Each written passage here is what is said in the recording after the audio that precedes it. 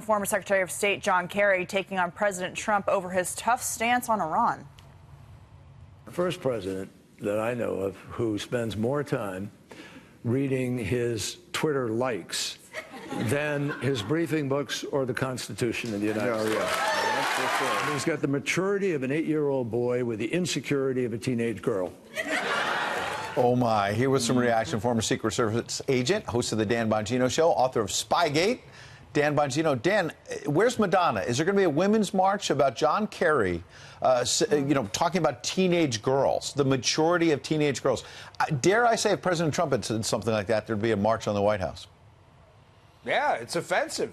It is. Listen, I have a teenage daughter. What's he trying to say? At least my teenage daughter doesn't park her boat in Rhode Island to avoid Massachusetts taxes while running for president on a platform of higher taxes. Oh, yeah, that was John Kerry. Forgot about that one. But Ed, on a serious note, how is John Kerry not guilty of a Logan Act violation here? Now, let's just remind the audience that a decorated United States military hero and Lieutenant General Mike Flynn was aimed at and targeted by the Obama administration in the transition period for, conducting U.S. business while they, as a private citizen, an alleged violation of the Logan Act.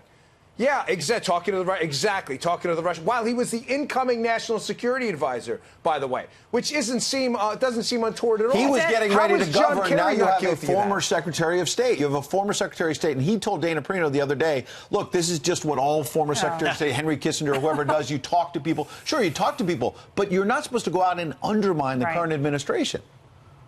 Ed, listen, just to be clear, the Logan Act is ridiculous, okay? All I'm trying to suggest in this thing is it isn't whataboutism for us to ask, do the rules exist anymore? You're literally, you're going to put in jail and prosecute a decorated United States general in Mike Flynn for allegedly violating the Logan Act. And, he was, to be clear, he was prosecuted on lying to the FBI. But that was the genesis of the case. Now you have John Kerry negotiating with our enemies. Ed, people who chant death to America.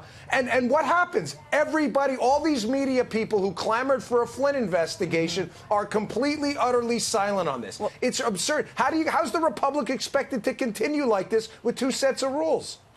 Yeah, what about the implications and the consequences of this, Dan? I mean, what is John Kerry doing? Yeah, where does it end?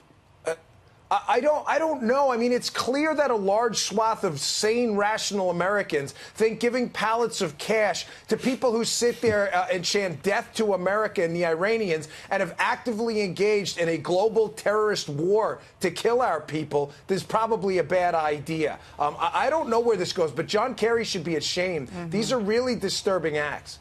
You're right. Got to sell a book, though, Dan. Dan Bongino, thank you. Thanks for your time. Appreciate it.